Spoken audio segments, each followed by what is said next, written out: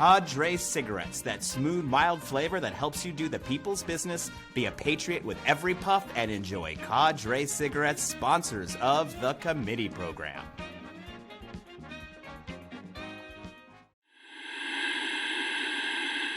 La imagen por la cual vale la pena arriesgar la vida, sacrificarse hasta la muerte en los campos de batalla de todos los continentes del mundo.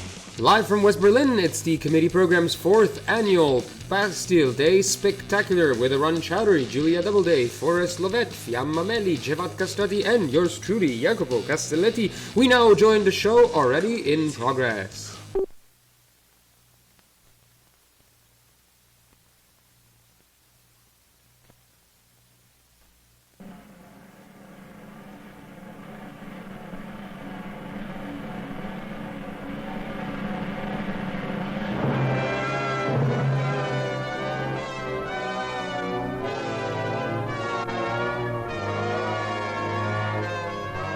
By 1787, Versailles, for all its splendor, was becoming a relic of past glories.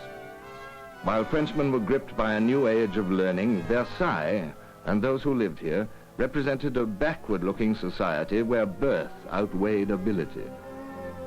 Versailles stood also for the extravagance of French kings, from Louis XIV to the present Louis XVI. The richness they created drained their treasuries.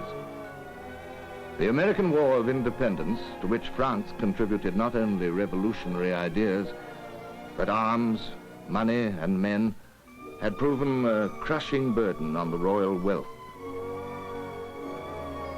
But the Hall of Mirrors seemed to reflect the image of a stable monarchy, assured of its power. A deceptive image. France was impatient for something new. Welcome to the committee program, sponsored by Cadre Cigarettes. Be a patriot with every puff and a self-critical citizen. Cadre and you, perfect for equatorial Fredonia. And with that final move, I have actually finished our contractual obligation to the nation of Equatorial Fredonia, and that's actually the last sponsored episode we have from that particular sponsor. Thank you to everyone involved. Look, welcome back to your committee program. I am your host, Ron Chowdhury, and this is our final episode of the season. It is the Bastille Day Spectacular. We had one last year, so you know what to expect. In fact, we will be rerunning one of the segments from that with Mathilde Larrère, which is my favorite segment we've ever done, and it's worth looking at again. But we have plenty of new stuff to enjoy today. Jacopo Castelletti will be back with the Global News Rodeo, as well as the polling channel. I will be speaking with Sam Moore, the author of The Rise of EcoFascism, about ecofascism. And we will also delve into this, what we were just watching a bit, right, which is the Encyclopedia Britannica's, 1966 history of the French Revolution. And I just think it's interesting to think about the communications sort of propaganda aspects of encyclopedias, right? It's almost like slow food, right? Now it's all quick, zap, can I do this virally? The idea of the encyclopedia as propaganda is to instill a complete system at once, that even if you don't know what everything is, everything that you do know can be categorized inside that system. It's neither a left nor right thing. I mean, think we would be watching this. This is obviously a Burkean, a British view of what the French Revolution was, could be, and could mean. But that's not the point, right? Actually, during the lead up to the French Revolution, the publication of the original encyclopedia was, a major political and cultural event, mostly for the left wing. Inside that kind of Enlightenment ideal, you had articles by Voltaire, you had articles by, Thomas Jefferson, speaking of the slaveholding class, and Diderot, who I just did want to mention because this is the Bastille Day episode. And not only was he an important author of many, many, and, kind of ringleader of the encyclopedia, but also he is the author of my favorite quote from the French Revolution, which is, of course, when we strangled the last priest with the guts of the last king. No other way around. When we strangle the last king with the guts of the last priest, we will finally be free. Call me old-fashioned. It's just still where I come down on the issue. Let's roll. And welcome back to the Global News Rodeo. This is Jacopo Castelletti filling in for Ron Chowdhury, who... No, I just asked him. I just asked him if he wanted me to do that, and he just went, okay, so here I am. And it's 34 degrees outside. I can't wait to get this off.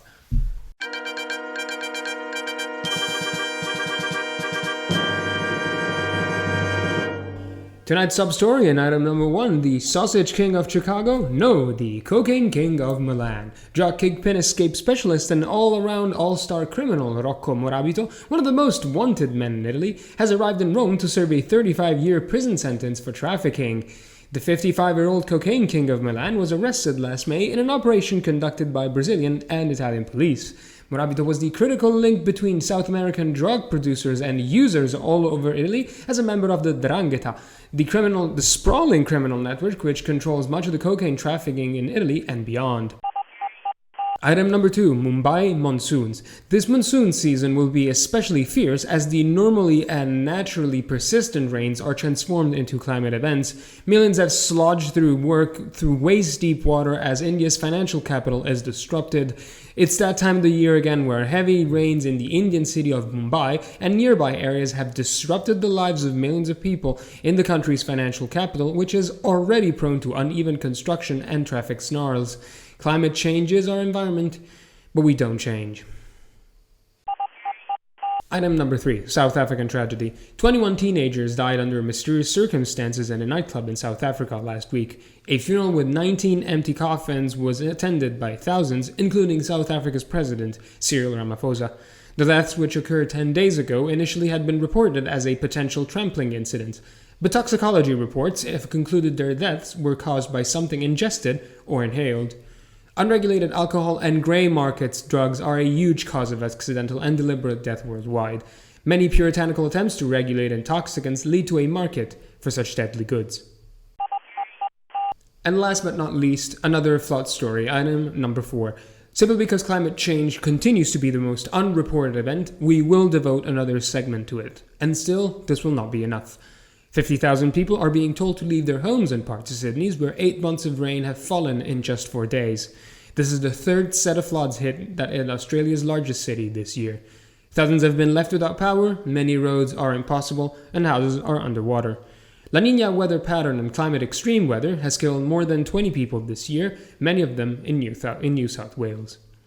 Let us be clear, these are victims of climate change and continued energy use as we know it. And that was everything for tonight. Thanks for tuning here at the Global News Rodeo, and now the polling channel. By me. Again. Ciao and welcome back to our polling update here at the polling channel, brought to you by the committee program.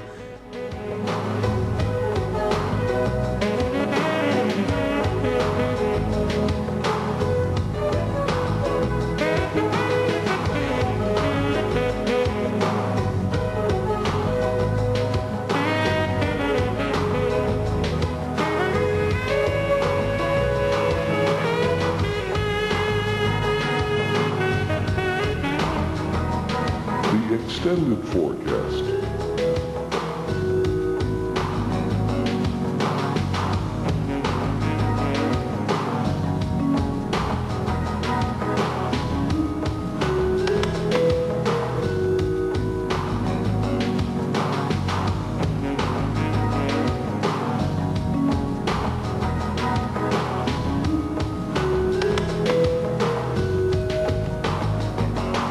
Special regional information.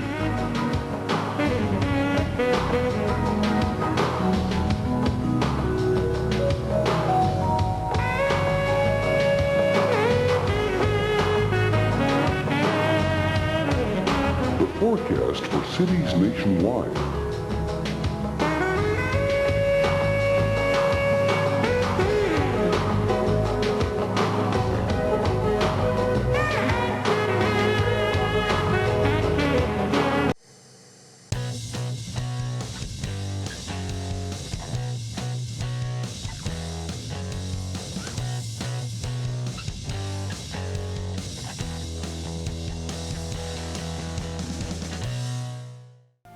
Elections to the Estates General were ordered.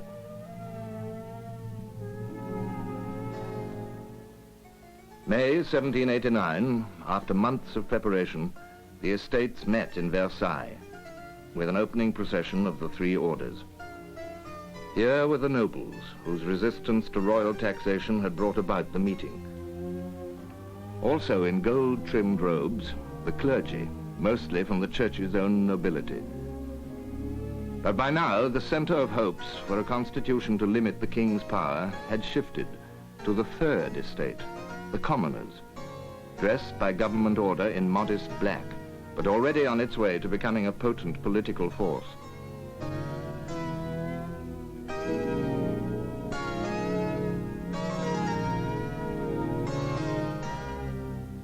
Of the reluctant hosts to this assembly, an American tourist who watched the procession wrote in his diary, "Neither the king nor queen appeared too well pleased."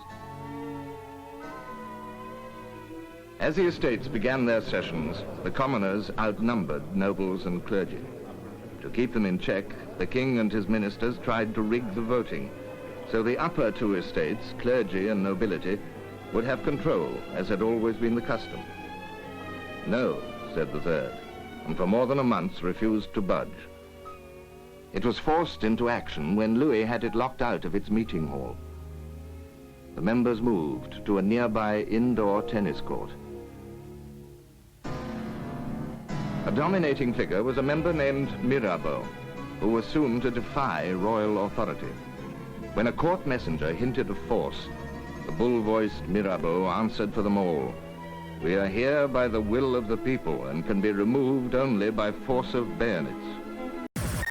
Hi, and welcome back to the committee program. I hope you are enjoying your slightly turgid updates from the Encyclopedia Britannica film department on the French Revolution, but more importantly, I hope you're enjoying the global news updates and smart segments that you have come to rely on your committee program for. And actually, during that last segment, I got a call from the folks at Cadre, and they actually said that we hadn't totally finished our obligations, so just one last time.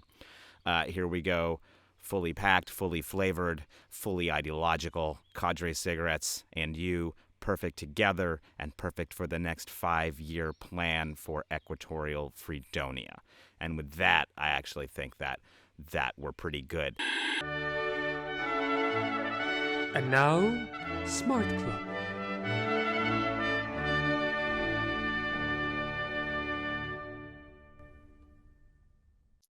Hi, and welcome back to the committee program and our final Smart Club for the season. This is the last helicopter out of Saigon, and we would have been remiss in not reserving a place for Sam Moore, fan favorite, friend of the show, who came on almost a year ago, a little less, a couple months less, last year, to talk us about eco-fascism. And this time we will be talking about the same subject, especially in relationship to a book that he co-authored, which is The Rise of Ecofascism, Climate Change in the Far Right, available from Polity Books. They don't always respond very quickly to shows who need copies of it, but we respect them and the work that they're doing. And it's a hard gig out there in publishing these days, and we respect that. Sam, hello. Absolutely. Thank you very much. I'm very glad to be here. That was a big wind-up. Have a copy. It was a big wind-up. No, I was really excited to get it, and I was really excited to talk about it. And it's very funny. When talking to our co-host on the show, Julia Doubleday, I often drip with contempt at things that I say are, if she's reading a book that I say is about current events. I immediately drip with contempt. I'm like, either it's an article or it's a book. This other thing that's sort of in between. And part of me worried, would a book on ecofascism, which is of course a trendy term, be a book about current events? And that's not the book that you have made. Your book starts all the way at the beginning and goes all the way through the present, which is what I thought was so cool about it, especially in terms of our discussion last time, which was so specifically about how this kind of confluence of individualism inside of the wellness community and skepticism and government and conspiracy had kind of lent itself to maybe co-opting by the right and the far right. One of your main points was, yes, maybe, but also you have to understand this is a fraud and no one actually cares. All think that was well taken, and I think we'll get there again. But I wanted to do you the service of letting you frame the argument in the way that your book does by starting at the beginning or near the beginning, because you start all the way up. We're going to take one step forward. And I think it will be very interesting to hear you talk about kind of the origins of honest to goodness kind of right-wing ecologism and conservatism, especially in terms of colonialism at first. In your book, I was very struck by this argument. So if we could start there. Well, totally. So, I mean, there's of course, a famous line from kind of critical theorists, early critical theorists, in which they say, Horkheimer, who says that if you don't want to talk about fascism, then you should avoid talking about capitalism. And then someone else, who's now temporarily forgotten, sorry, rejoins that if you don't want to talk about fascism, if you don't want to talk about colonialism, you shouldn't talk about fascism either. I think this is completely true. People often talk about like left wing and right wing as products of the French Revolution, sitting on the left side and sitting on the right side of the chamber. It's absolutely true. And left and right are, of course, kind of positions on the French Revolution in some sense, but they're also positions on the management of empire. Right? They're also positions in this kind of global, more expansive context outside of France. And so when we're thinking about what we call in the book far right ecologism, we're thinking about the ways in which nature becomes a problem for imperial management. It becomes a collection of decisions that empires have to make about how they relate between various different things, right?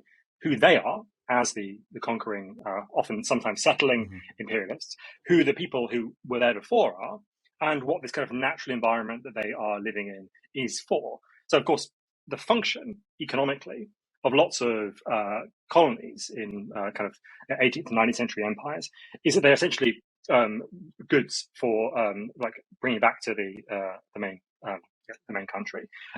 Famously, of course, there is the triangular circulation, right, between Europe, West Africa, where people are enslaved and taken to the US and the Caribbean, and then people, and then cotton, which is brought back to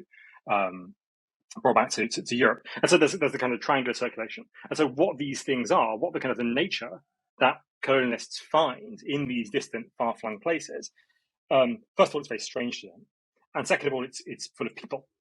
And so these people have to be put in their place. These people have to be organized into systems such that colonialists can justify their enslavement, their extermination, whatever it is that colonialists need to justify to carry out the kind of the project of producing a viable economic relationship out of colonialism.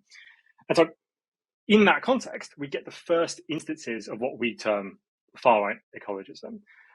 They're principally concerned with things like establishing, as I said before, kind of racial hierarchies. Sometimes there are 4 races in the world, sometimes there are 5 races in the world, sometimes there are 11, sometimes there are 20, sometimes there's like 25. The numbers vary. Of course, the point about the numbers varying is that it's all arbitrary, just kind of made up. And so out of this kind of management of people comes the management of nature. Out of the management of nature comes a further management of people. And you get these kind of horrifying situations where the politics is in some ways, I think, formed out of, and this is a kind of condition of possibility for the whole of the colonial era, the politics are formed out of genocide. They're kind of responses to genocidal conquests. I guess most relevantly to many of your listeners in North America as kind of obviously. And so there are kind of what we call far-right ecologism emerges out of this as a collection of tactics for managing nature and people who are considered part of nature inside colonial relationships. And so when you see this sort of extractivism, et cetera, coming out, when does the actual idea that the environment itself stands in, is symbolic for, and is worth thinking about even in places where you're not from in terms of the colonial context? Yeah.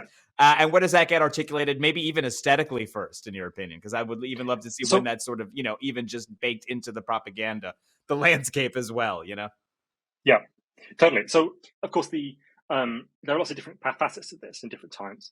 Probably the first one is when islands, often islands in the Caribbean, are considered Edenic. That is literally like they are the Garden of Eden, literally like they are places where, as if Adam and Eve could have been there. And suddenly the Garden of Eden is not in the Middle East, right? The Garden of Eden is suddenly somewhere in the Western Hemisphere. And this is a very kind of strange thing. And so there's a kind of simultaneous affirmation of these places as Edens, as kind of perfect environments that need to be preserved in their kind of perfection, and places that need to have extraction done in them. And so these are the kind of tensions. And I think this is the kind of tension, to be honest, that remains exactly to this day, right? And I would even go so far as to say that, the two big pieces of kind of eco-fascism that we've just seen, on the one hand, the Buffalo shooting, on the other hand, this decision by the Supreme Court about the EPA, I would say that it's perfectly plausible to see those two events as operating over this kind of schism in far-right thinking. On the one hand, the protection of nature inside the nation. On the other hand, the exploitation of nature for the purposes of the nation. Right. So there's a kind of this tension that goes on to this day. So yeah, Edenic Islands. Later on, of course, you have this kind of almost horrifying turn in the late 19th century, in particular, towards the idea that nature beyond Europe is horribly pestilential, right? Full of mosquitoes, full of diseases, full of swamps and bogs and so on. And this is really a kind of a way of marking out a frustration with conquest, right? The conquest is going too slowly, or that the empire is like just too much falling mud. apart because too much goddamn there's too much mud. Yeah. And there's so much mud. And importantly, also, there are lots of mosquitoes, and there's lots of malaria and dengue fever, and there's lots of cholera, and lots of just like all manner of like appalling things, which armies in particular really struggle with. Partially, it should be said, because they create the environments in which mosquitoes thrive.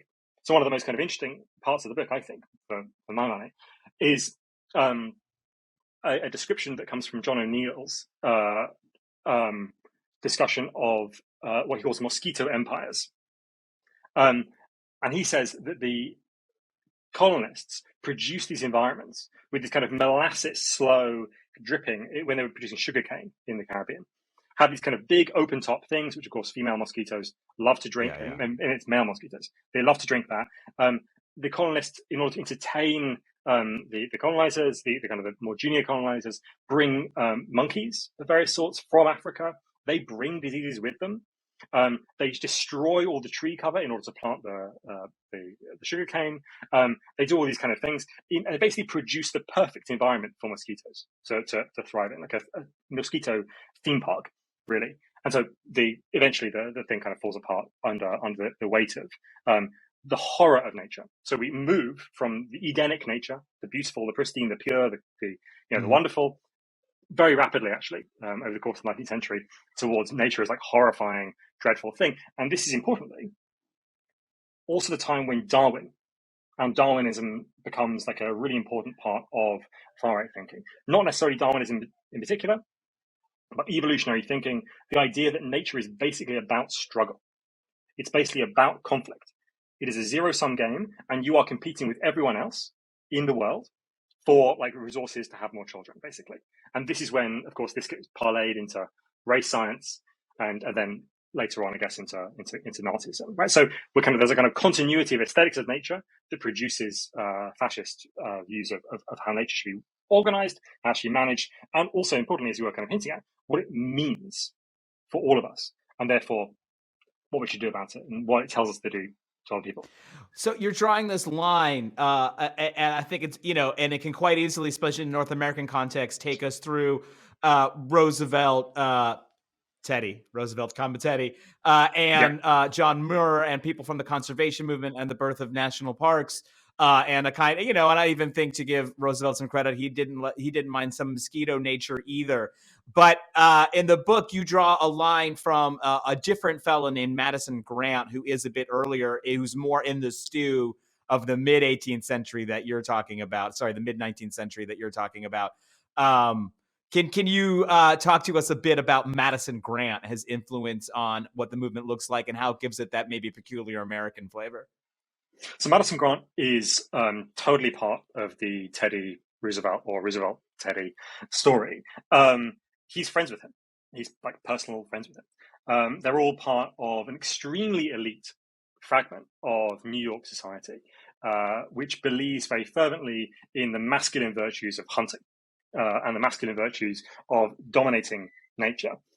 That is, broadly, until Madison Grant decides that instead of preserving what they were doing before, preserving bits of nature, deer and so on, in order to hunt them later, what they should do is they should preserve nature for its own sake, right? And that's the kind of the key shift that Madison Grant is involved in. But he's not just preserving any old nature, and he's not preserving all of nature. So the formative experience we talk about in the book is when he's traveling around Europe, extremely wealthy man, sent off to Europe to study German and Latin and trigonometry or whatever you study. And he goes off and he sees in these ancient houses, these old houses rather, elk or different kinds of antlered animals that have been hunted. And they have these enormous antlers. And he says, okay, well, what's happening here is that people have consistently tried to hunt the biggest antlers, right? The animal with the biggest antlers. And what that's meant is that that animal has consistently had fewer children than it would otherwise have.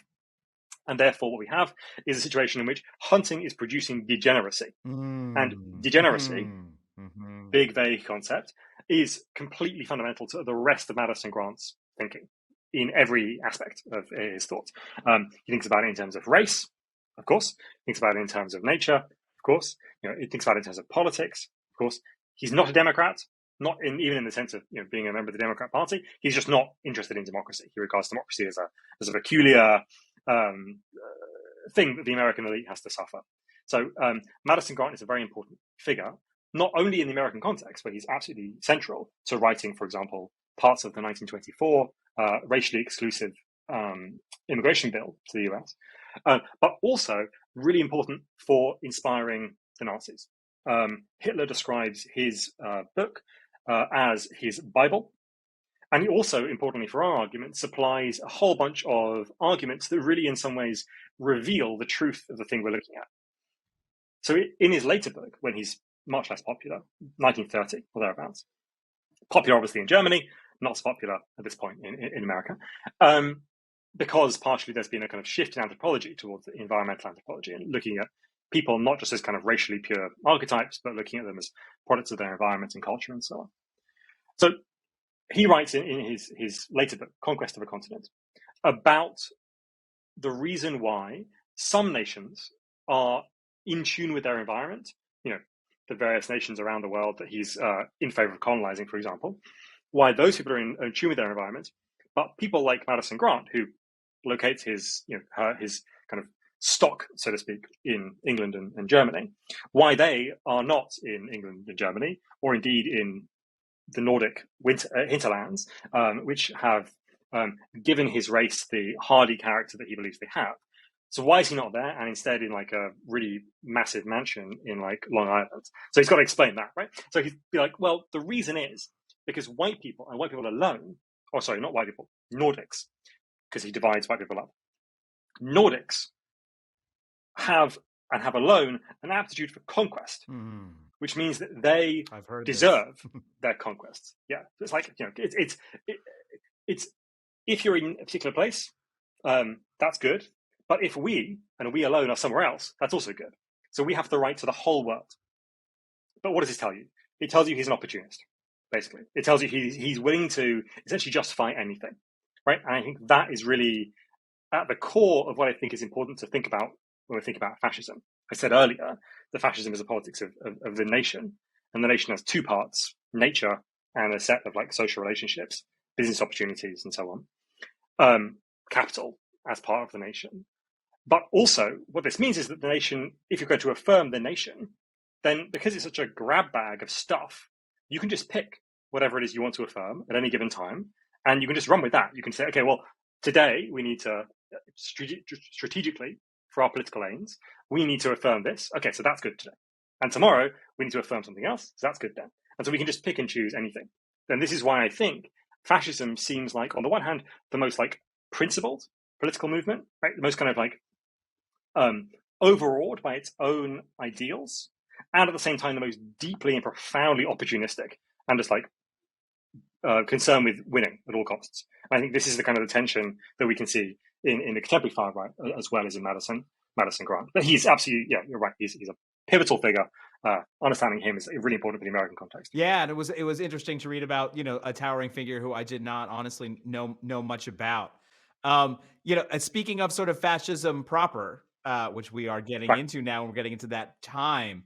I also was, interested in the book. You talk about kind of Italians embracing a bit of their kind of countryside mentality, which is not necessarily in their fascism, in this sort of way, which is different than the kind of civic kind of post-Roman fascism. That's different than what the aesthetic is naturally, and also runs to a bit if you think that anyone anywhere would have the techno future kind of take on fascism and not the traditional we love the trees take on fascism, would be Italy with this sort of more rich intellectual fascistic for its own sake maybe take on it all, although you put it into a colonial context, which does make it interesting. But we often sort of leave Italy out of the conversation when we talk about fascism. Yes, even though it's absolutely. a perfectly good example of it.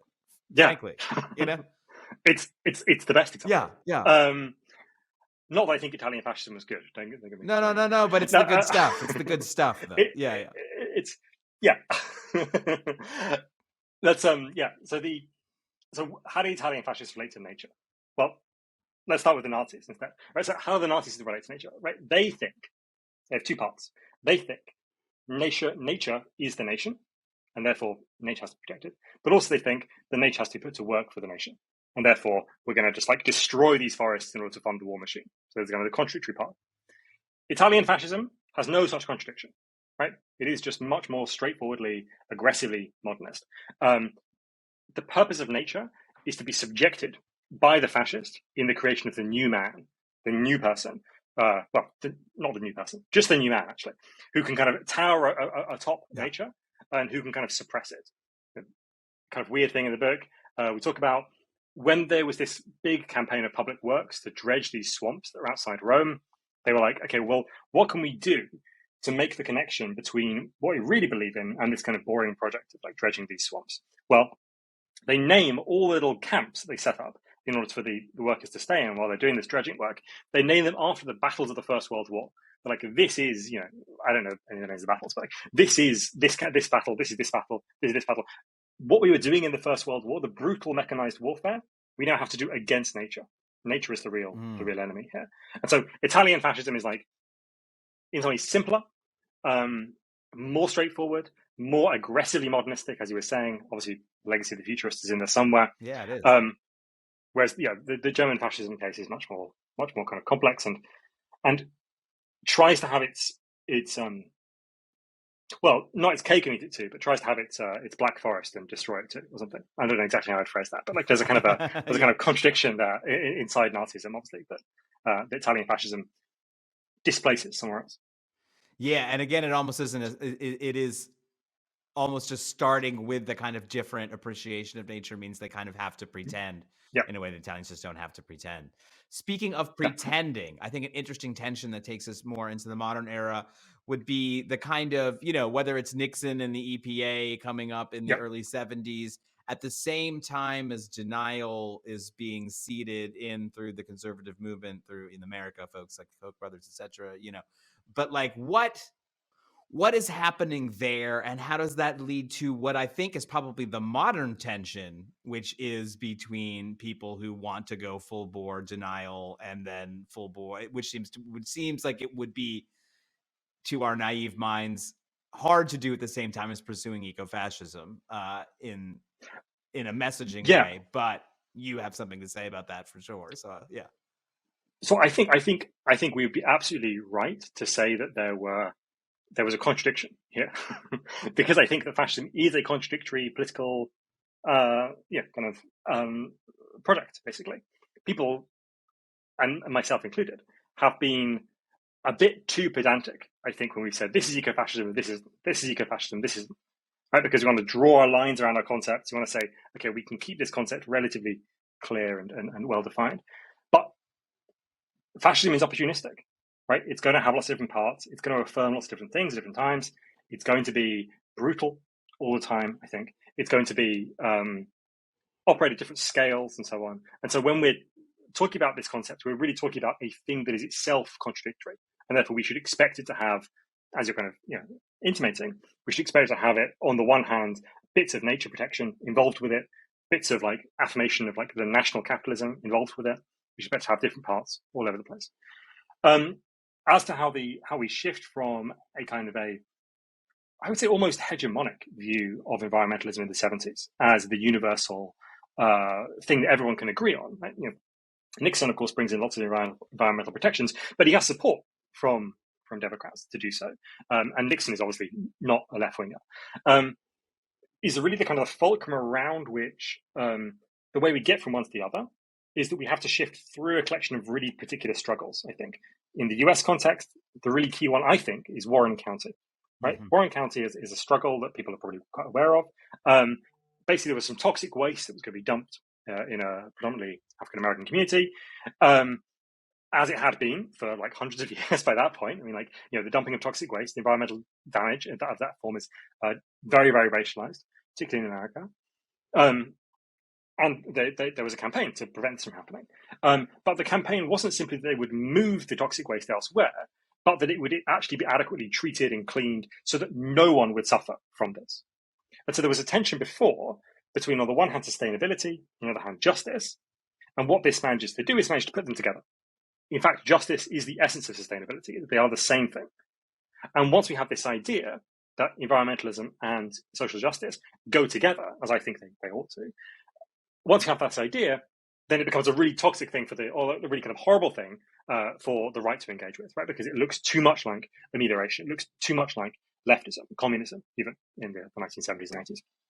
And so there's a kind of shift away.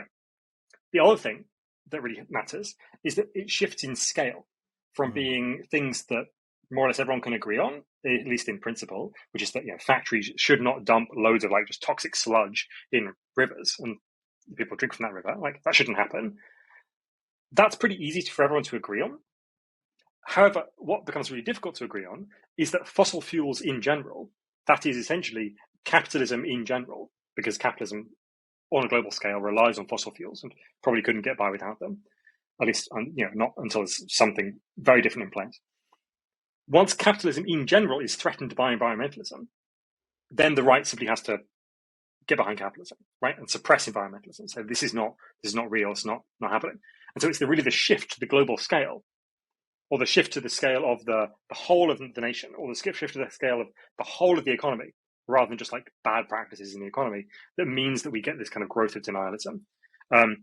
It also happens that there are lots of organizations from the Cold War, anti-communist organizations from the Cold War, who once the Cold War over, basically have loads of cash, loads of quite far-right ideas, and kind of not a lot to do.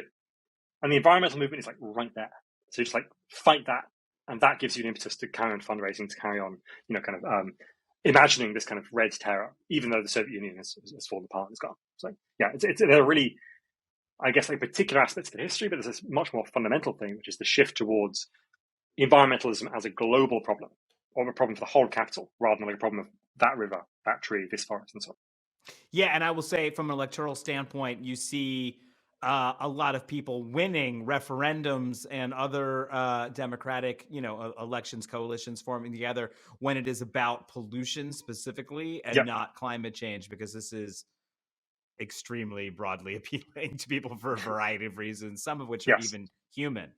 But leaving the human and back to the politics, I think one of the big points you make and made to us last time and has been with me is the falseness of the promise of the right wing when it comes to delivering on environmentalism, which does require some kind of a break with our means of production, maybe even modes of production. Who can say? But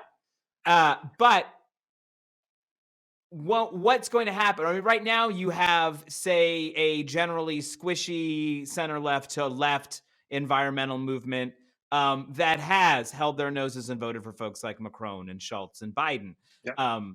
Maybe even someday Keir Starmer in the UK. We'll see. We'll see. No one's going to vote for Keir Starmer. We'll see. But they're not planning on delivering to them, and that's why they're going to lose them to the right, seemingly. So what is the magic sauce that's going to make the right not have to deliver on that? What do you see them baking into the cake that is kind of the magic, escape hatch that keeps people in the lobster trap once they crawl in? In the lobster trap of the right, or in the lobster trap of the fact of we are your ecological friends, we care about what you care about. It's well, do you? It's going to be hard to maintain that forever. I think the thing is that it really depends on country by country. So the UK, very shielded from climate change, by the standards of almost every other country. It's the least vulnerable country, I think. Maybe France is a bit less vulnerable.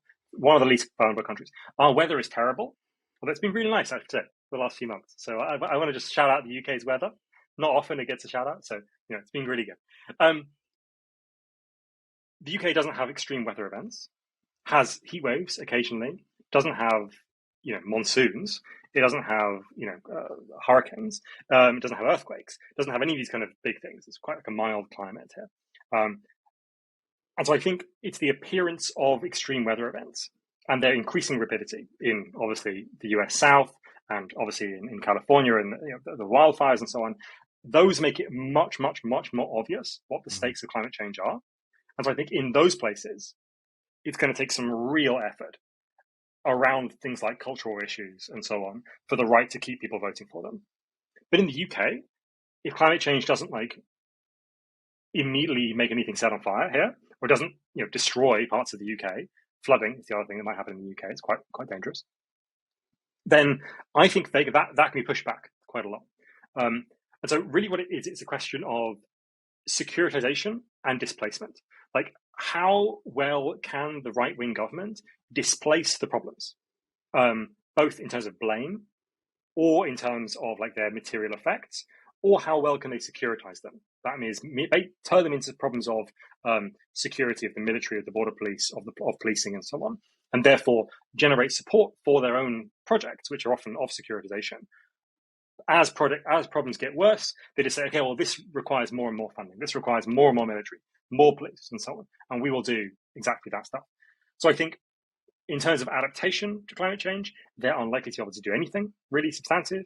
In terms of mitigation of climate change, they're unlikely to do anything substantial. In terms of adaptation to climate change, they're going to increasingly steer towards securitization, towards the most brutal responses to climate change. And lots of those mean playing up talking points that are already existing, right? Quite likely, there will be lots of migration from Central America into the US because of climate change, right? That area around the tropics is going to be basically unlivable pretty soon. That means lots more migration, probably. It's not certain, but probably. That will play into the American rights, scaremongering about migrant caravans, right? It's just simple as that. So I think, the really key thing to watch is the way in which adaptation takes over from mitigation in the talking about climate change. The move will be, it's happening, it's here. We can't do anything about it now. We've just got to hunker down and securitize what we have. That's going to be the move, I think. And I guess just over the fence on, not the border, but just over the argument fence onto the corporate side of things. I wonder if will the argument continue to be that people are consuming things wrong, and that's why we have problems with some of the, whether it be pollution, plastic, fossil fuel, this kind of the same way that littering became and recycling became something that consumers were supposed to do rather than companies. Will that be the same? Will that be even part of the security apparatus, kind of policing people not doing the cleanup efforts? I think that most of this will take the form of a very intricate kind of security apparatus, or kind of surveillance apparatus, rather. I think security is probably a bit of an inaccurate term. Exactly how that would play out, I don't really want to give anyone any ideas, but I can very much imagine that purchases, for example, people will be given allowances for certain kinds of, purchases they can make, but there'll be, of course, ways of buying more. So it will turn into something very similar to what the Catholic Church did in the 1400s, when they kind of sold indulgences, right? You can sell, everyone, you go to the priest and you confess your sins to the priest, and that's okay. But there are other people, but you got the mortal sins, but you pay us 20 quid, then you can have your mortal sins exonerated. And I think we'll essentially get into a similar kind of system like that, where there will be, essentially get outs for people to act as they were before, but moral hierarchies.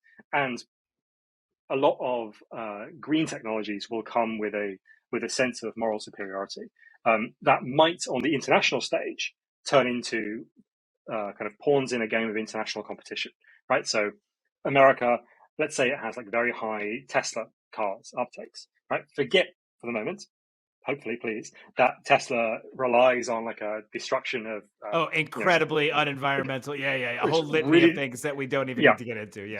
But just forget about that, because the main problem is, of course, the carbon dioxide, and there's somewhat less of that, right, in the sky. So, and let's say that Chinese consumers stick with kind of petrol guzzling cars, right? So you can imagine a situation in which the being environmentally friendly becomes a kind of a consumer choice, but also a consumer choice that is indexed to the value of the product, right? So you can imagine a situation in which like the luxury car is CO2 friendly rather than the other one, right? Which is kind of still regarded as polluting, and therefore it becomes a matter of class, but also it becomes a matter of kind of geopolitical blame shifting. The problem is not America, the problem is China, the problem is India, where they have lots of cars as well, the problem is Indonesia, like whoever you want to pick, like whoever is useful for you to pick at that exact moment, that is whose fault it is, and it's definitely not yours. You have the kind of the green tick of approval or something, right? So I think that this politics is a total dead end, obviously, in terms of the real thing that matters, which is the carbon dioxide in the atmosphere, and also the environmental destruction of production in general. But also, I think it'll have to be quite forcefully resisted, because it will be useful to a lot of people. Yeah, no, it wasn't even until we had this conversation just now that I had the image in my mind of the U.S. actually invading a country militarily because it's built too many coal plants or something, this while totally at the same time unleashing so much jet fuel that it eclipses the amount that the people in whatever small country that doesn't have a lot going on to begin with, I'd never thought about that, but the kind of eco justification for invasion is maybe not far off. It's not far off, no, absolutely not. Yeah, and what is the U.S. military? The fifth, is it the largest single polluter in the world or something? It's up there in the top few. It both is, and also has one of the kind of best PR kind of green machines about things that it does, because especially when I was in the government during the Obama administration, the kind of green jets and this and that, and the military. This is a security thing. We care about the climate because it's a security thing. Kind of putting forth that the military was this very hard-nosed, practical thing that when push comes to shove, they do see the security scares in a world affected by climate change, and so they are unlike the big companies. But at the same time, as you know, it's a big circular argument that involves these same companies to begin with. Yeah. Oh no, we've caused this problem. We must stick around. Indeed, increase. We're doing what we were doing before in order to solve the problem. Yes, it's a typical trick. What are the green jets? That's crazy. I've never. It was. is it biofuel? Biofuel jets for the something Hornets. I think it was. I forget exactly what the name of the jet was, but it was, fairly serious combat-ready jets that could fly on biodiesel. Not everyone was totally convinced, but they were going ahead with the prototypes. Can biofuels melt steel beams, or is that just jet fuel? That is a question we'll have to ask the committee program scientists. We don't often get them on the show, but we would not want to commit that to YouTube without checking it first, because you don't know where steel beams ends. It ends in tears. And where we want folks to end up is purchasing The Rise of EcoFascism. Sam Moore, thank you so much for coming on. And where is your preferred place that people buy the book from? Just give it a quick plug, exactly the best way. Just go to an independent bookstore. Like this distribution has been pretty wide. You can go to any of them in the US, any of them in the UK. There was one in Cornwall, which I don't know. The geography of the UK. Cornwall is very hard to get to Cornwall. Yeah, it's like absolutely nowhere. Yeah, it's all of like 6 hours drive away from me. Which that's a long way in the UK. I know it's not a long way in the US. In Texas, we call that halfway between El Paso. Yeah. Yeah. So it's a long way, and they had a collection of books, and they sold out on the first day. So I'm very happy about that. But if they don't have it, just ask them. They'll order it. It'll take a couple of days. It's not a big deal. It's an excuse to walk in there. I think people worry, they won't have it. It's like, then you just ask them, and then you have a conversation, and it's fine. Yeah, do so. Yeah. Awesome. I'm glad we could do this for the end of the season, and we'll have you back on soon, and we'll talk more. Thank you very much. Thanks. La imagen por la cual vale la pena arriesgar la vida, sacrificarse hasta la muerte. The goal was the Bastille, a thick walled fortress where political prisoners were kept, guarded by a military garrison. The armed people of Paris converged on this symbol of royal authority. The brief siege ended when a gate was opened mysteriously from inside, giving the crowd access. Within minutes of surrendering his garrison, the warden was hacked to pieces, his head borne off on a pike by a crowd angered by its losses, 100 killed in the battle. But when it was over, only 7 prisoners were found in the Bastille. More important, one of Europe's most impregnable fortresses, symbol of the old order, had been stormed and taken by a mob. It was dismantled by the people of Paris.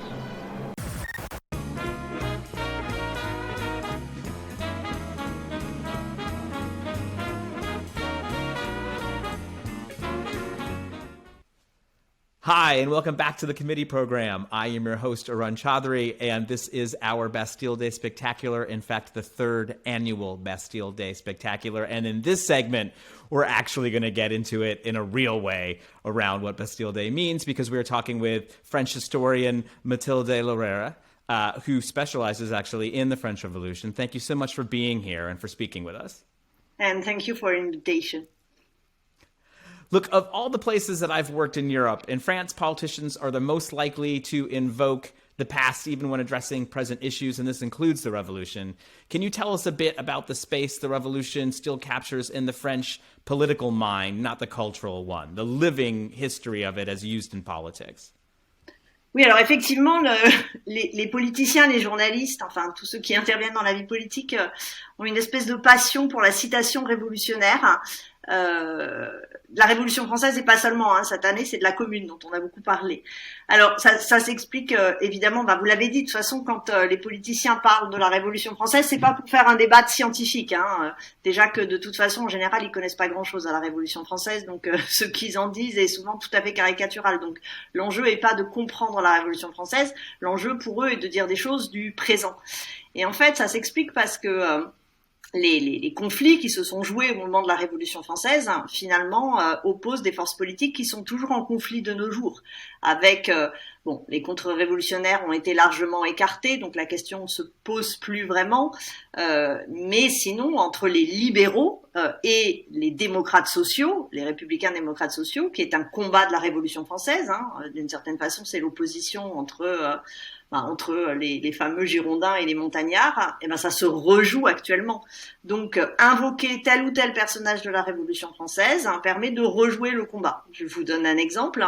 Robespierre qui va être en permanence cité par la gauche, ce qu'on appelle en France la gauche de la gauche, donc maintenant la gauche du PS, parce qu'on considère que le PS est sorti de la gauche, de cette gauche-là. Robespierre est évoqué, alors qu'à l'inverse, dans tout le camp libéral, Robespierre, c'est le bourreau, le psychopathe sanguinaire, absolument insupportable, on ne pense qu'à la guillotine, etc. Ce qui se joue là, en fait, ce n'est pas la question de savoir quel est le rôle réel de Robespierre dans la Révolution française, mais de savoir si l'égalité doit l'emporter sur la liberté ou l'inverse, permet de s'engueuler sur les questions d'importance de la politique sociale au regard d'autres politiques. Donc c'est des enjeux du présent. Et s'agissant de la prise de la Bastille, on voit aussi en ce moment le gros débat est de savoir si notre 14 juillet célèbre la fête de la Fédération ou la prise de la Bastille. Et évidemment, le camp libéral et le camp au pouvoir actuellement dit que le 14 juillet, c'est la fête de la Fédération. Pourquoi ? Parce que comment assumer le fait que notre fête nationale soit la célébration, en fait, d'une journée émeutière, révolutionnaire ? Ce alors que, en ce moment, et depuis quelques années, le pouvoir est face à des formes insurrectionnelles dans la rue. Donc, comme la fête nationale repose pour partie sur la célébration d'un jour où le peuple s'est saisi de la violence, eh bien, il y a une volonté de dire que non, le 14 juillet, c'est pas la prise de la Bastille, c'est la fête consensuelle de la Fédération. Et à l'inverse, toute la gauche dit mais non, pas du tout, c'est la prise de la Bastille, etc., etc. Alors que c'est les deux en fait, c'est les deux et c'est pour ça que l'historien, voilà, moi je peux pas dire d'un côté c'est la fête de la Fédération parce que ce n'est pas que ça, c'est la prise de la Bastille parce que c'est pas que ça, parce que historiquement c'est les deux.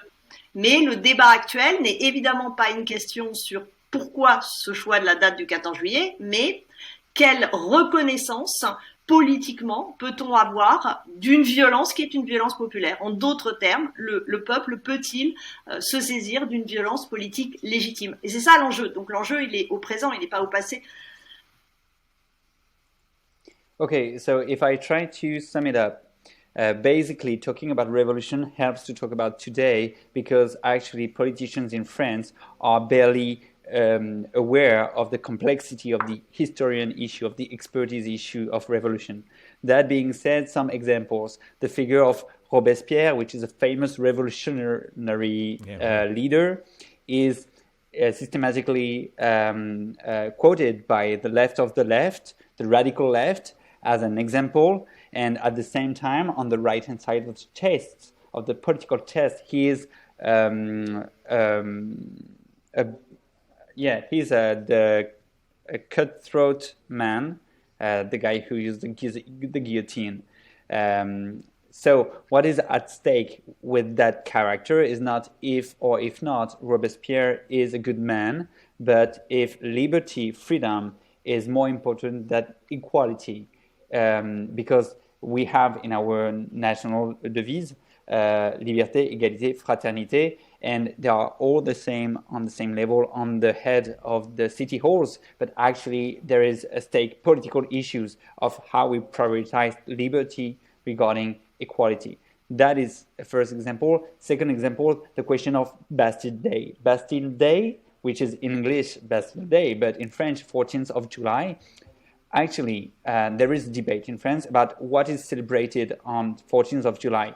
Is it the fact that some people in 1789 took the Bastille and as during a riot, which was the first spark of the revolution, or is it the event that happened 1 year later in 1790, which gathered all the tiers état, I don't know how you say that, well, all the people in a very all the nation in a gathering of representatives of all the departments of France in Paris and named the Federation Party, let's say. And actually, what is interesting is that our National Day is celebrating both of the events, but there is a political debate of which one is the most important to push, because the right, which is in power today, cannot be consistent in celebrating 14th of July while it's a riot day, while there are so many riots at the moment. It would be a way to legitimate popular riots and popular violence, and this is absolutely impossible for the control freak power of Emmanuel Macron. So that's why they are trying to pretend that it's only la fête de la Fédération, while actually it's both, and in the popular imaginary and in the international imaginary, it's Bastille Day. And do you think that this sort of the ease with which people do use the kind of nostalgia and rhetoric of the revolution has an impact on sort of street level politics in France? Do you see people going to, reaching for those tactics because people use this kind of rhetoric more easily? Je suis pas complètement sûre d'avoir tout compris. C'est comment le peuple utilise. I'm not sure. Yeah, can you repeat, Aaron? Because neither Mathilde nor I understood the question properly. Because politicians are using, or because at least some folks are using the kind of rhetoric of revolutionary tactics. Does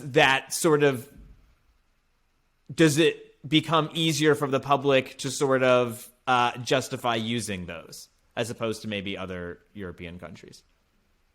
Do you understand what I mean? Donc la question, Mathilde, c'est est-ce que selon vous, c'est parce qu'il y a des politiciens qui utilisent la rhétorique révolutionnaire.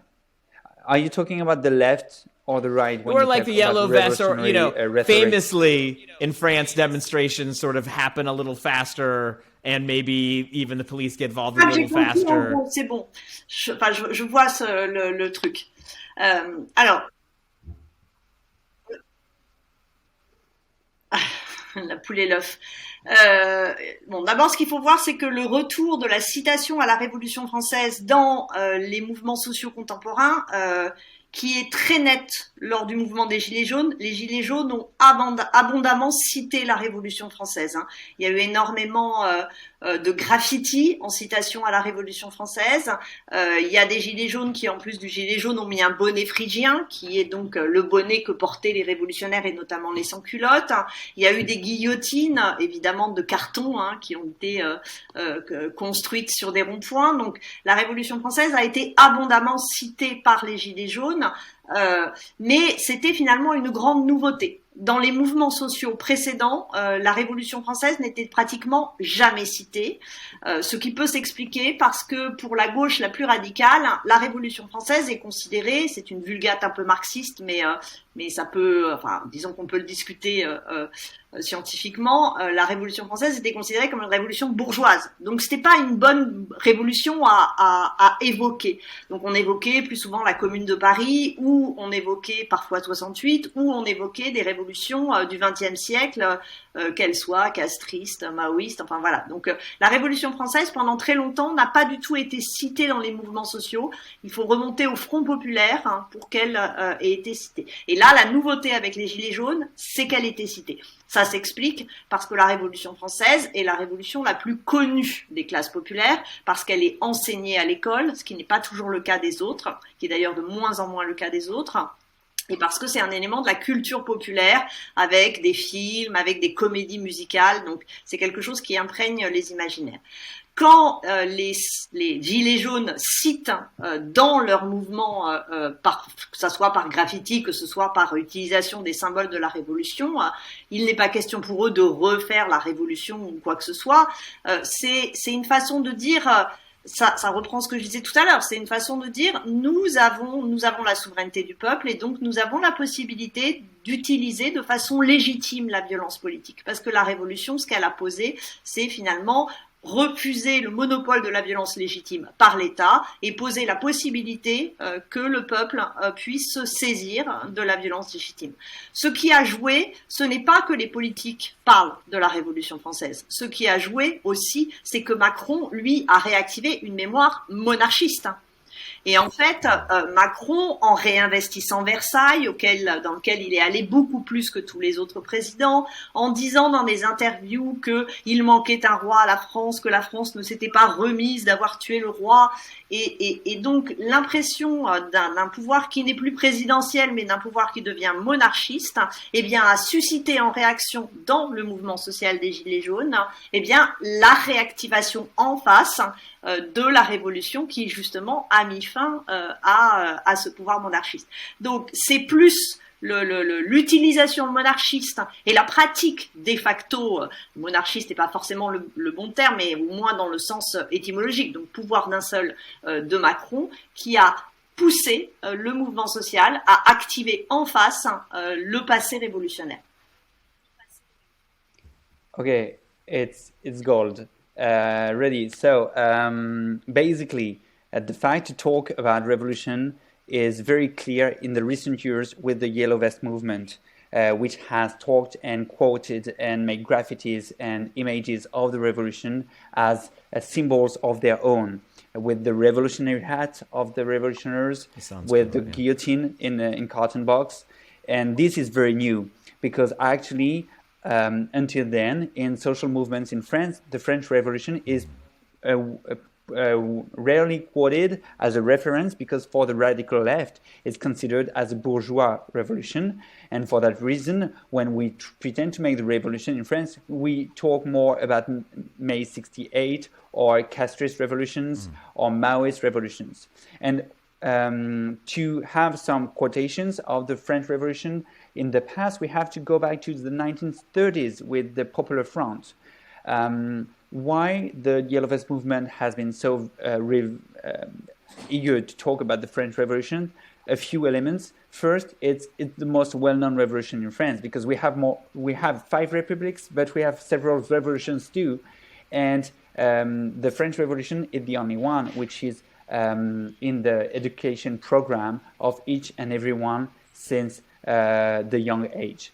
The second element is that there is a popular culture imaginary of the French Revolution with movies, with musicals, with songs.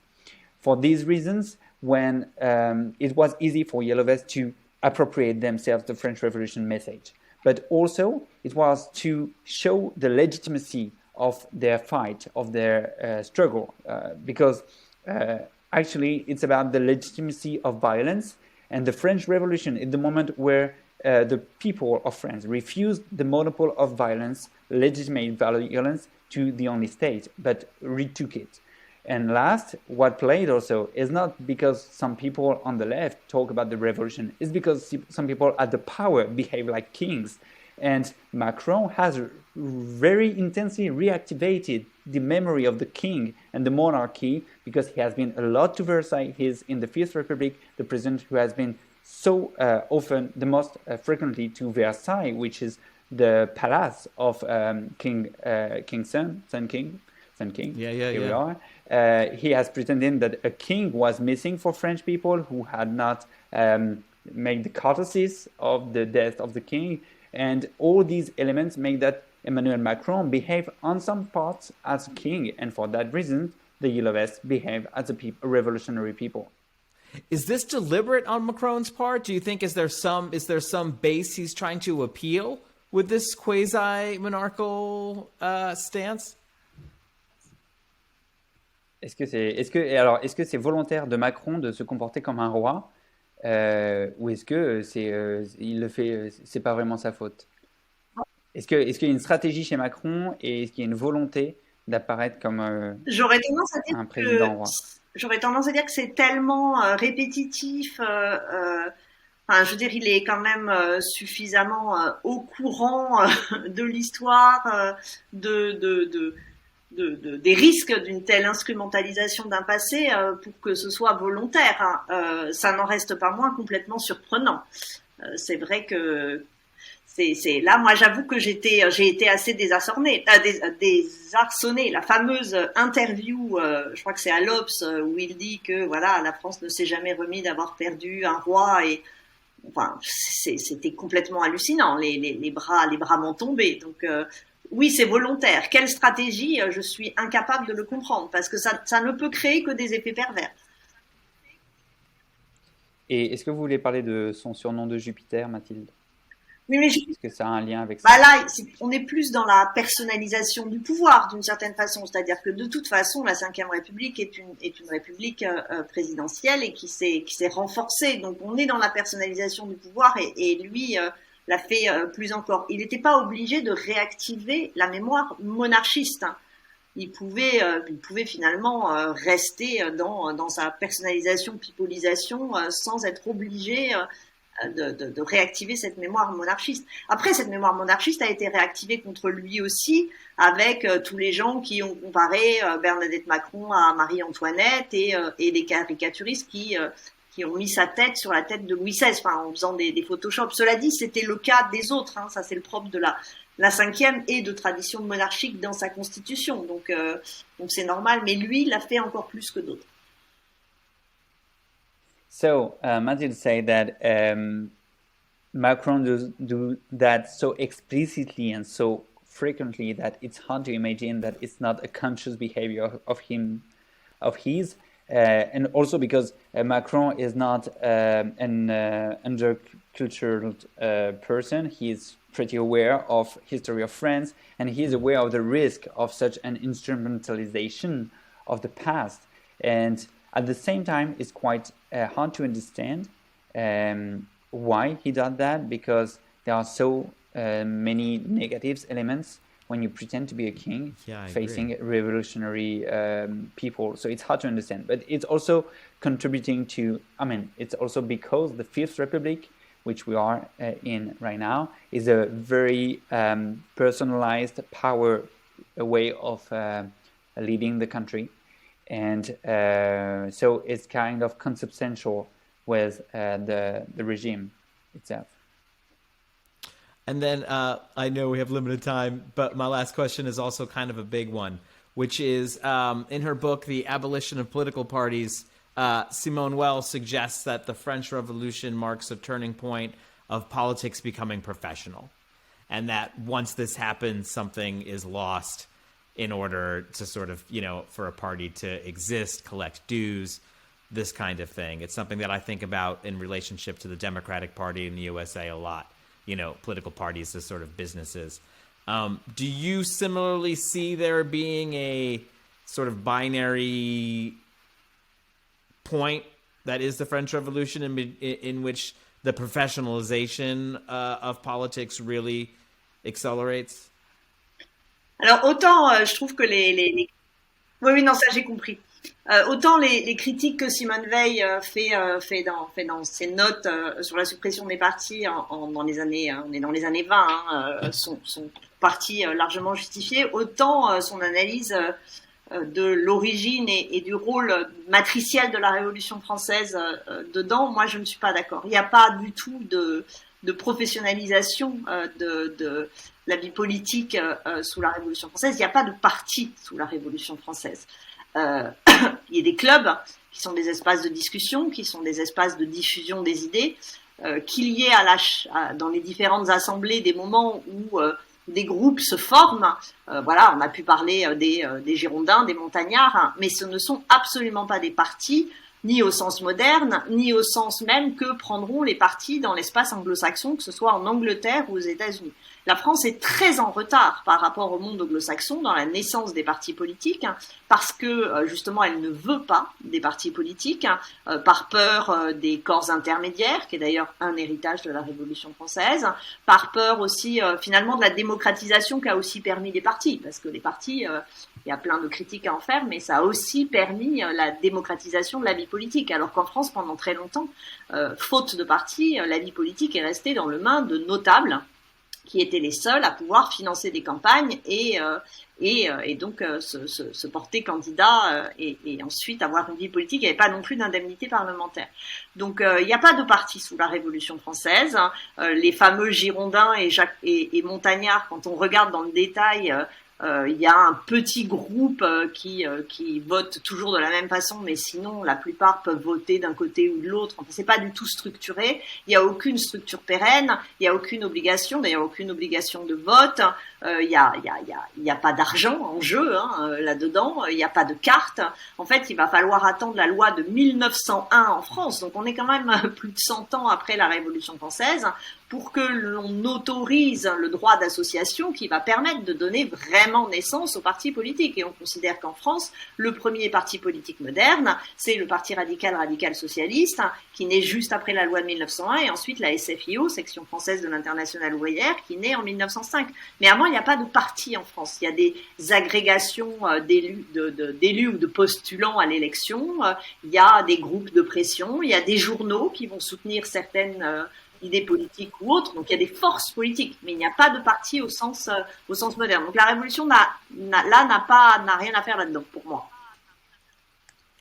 Okay, so what Simone Weil says in her note about abolition of parties, in terms of critiques, are very legitimate in the context of the 20s, but according to Mathilde Larrère, her analyse, so Simone Weil's analysis of the role of the French Revolution to the constitution of parties is not right, because we cannot legitimately say that there is a professional, it's getting professional political life under the French Republic, because actually there has no political parties before the 20th century. So during more than one century, there are not real political parties. There are some clubs, some groups of ideas, but it's more circumstantial.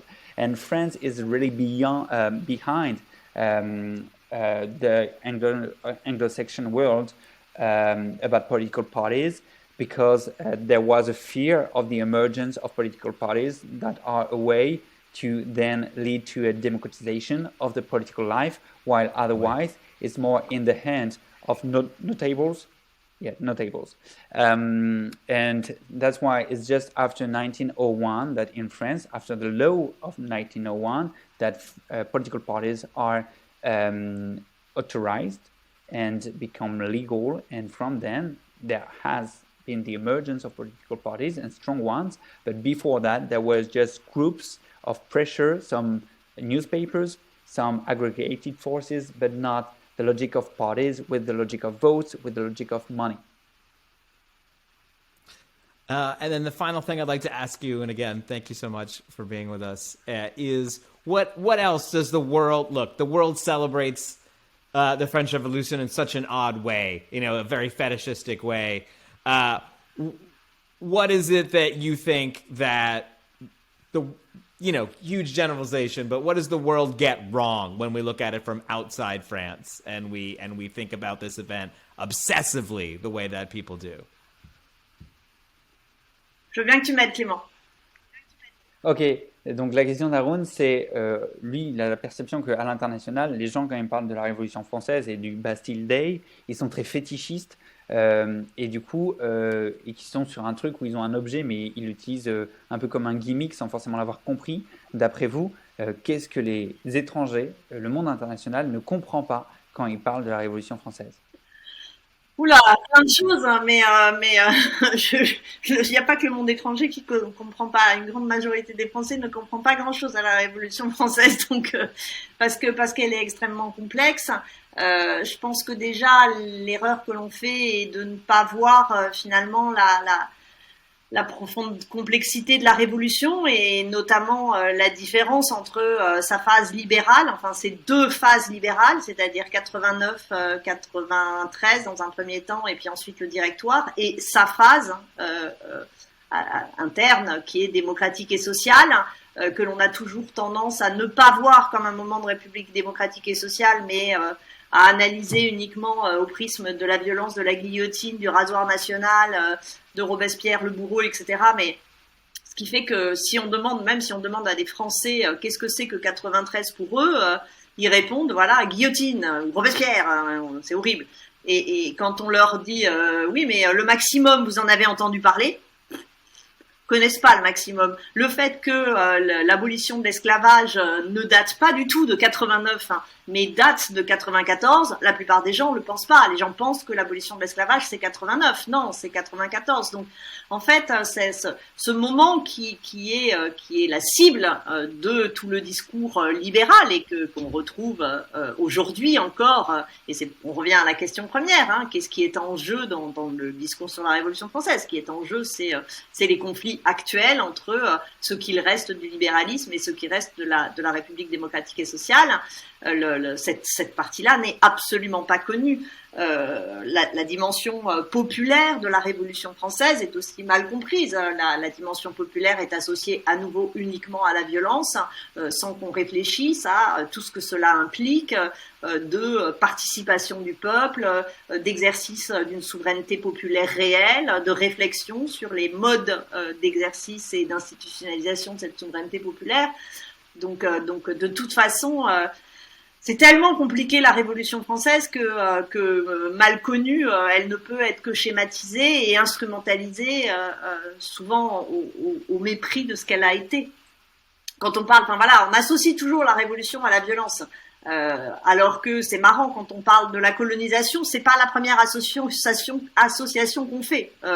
Alors que la colonisation a été tout aussi violente. Enfin, mais voilà, il y a une lecture qui s'est imposée, qui est une lecture libérale, hein, et qui s'est imposée dans le roman national, donc plus dans ce qui se passe à l'école et que l'on retrouve le plus souvent dans les médias, c'est révolution égale tête coupée.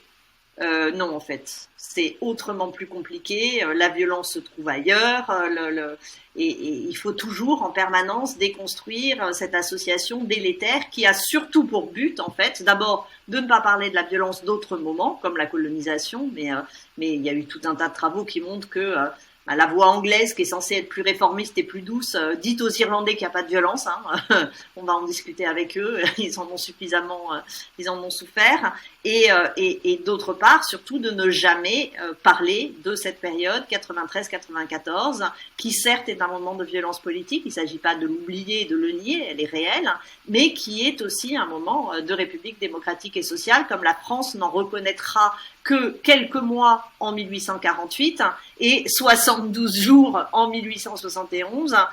Finalement, il faudra attendre le début du 20e siècle, en conséquence de l'affaire Dreyfus et le Front populaire et après la suite de la Seconde Guerre mondiale pour qu'on ait à nouveau une république démocratique et sociale en France. Et ça c'est très très peu connu des gens. C'est passionnant. Je suis tellement heureux de vous traduire. I'm going to make it dense. It's not only the international world that doesn't understand the French Revolution. French people themselves barely understand their own revolution because it's a way too complex moment of history with several phases. The first one, which is the liberal phase, which is from 89 to 93, and then the more social phase from 93 to 94, and which is mostly focused in a violence perspectives with Robespierre, the guillotine, and head cut. The fact that, and it's questionable because, for example, this time of the revolution, so the second phase, brought very important social progress as the abolition of slavery is from 1794 and not from 1789. And this is highly underknown. And the fact that this second moment, this second phase, which is framed as a violence one of the revolution, is criticized is because of the leadership, of the hegemony of the liberal speech. When we say liberal, is basically the right. I know in what you France, mean. Yeah. And it comes back to the first question about what is important. Is it freedom or is it equality? Liberalism facing social issues. The popular dimension also of the revolution is very unknown, and we associate usually the people with the violence, while actually it's about sovereignty, popular sovereignty, expression of the people, and way of governments which emerged at the time. And in a way to explain how it's kind of a very way too simple to associate the revolution with only violence. When we talk about colonization, the first association is not violence, while it's a highly violent phase of the human history. So this is an example of the fact that history, in the way we talk about it right now, is more a national novel than a history book. What else? Basically, last point. The second phase of revolution was indeed very violent, but in its democratic and social aspects, it's a very strong time of France, and this level of democracy and social progress would not be reached before 1871 and after World War II for most of the progress we know. I think you lay it out.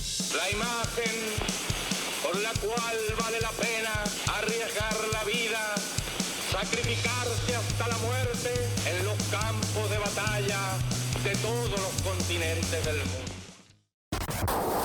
And finally, this is the last show of the second season of the committee program, but we will have some kind of update to let you know what to expect when you are not expecting your committee program. Thank you, as always, for being with us, wherever it is outside Pisa that we are working hard, as we always do, because democracy is our day job.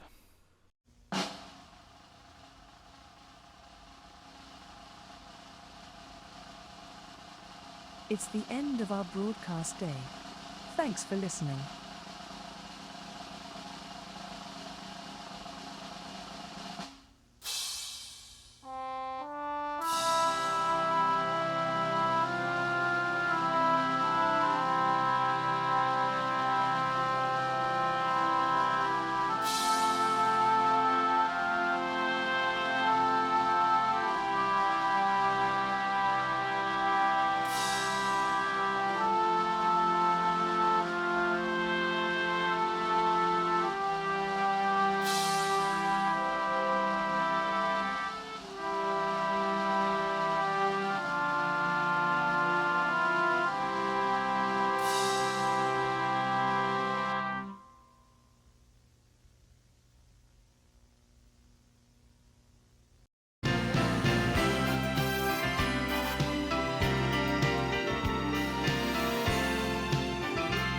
This was the 22nd program in our second series. For more global infotainment from the committee program, click on the video screen right or screen left. Please like and subscribe to the committee program on Sundays at 4 p.m. Eastern and 10 p.m. Central European Time.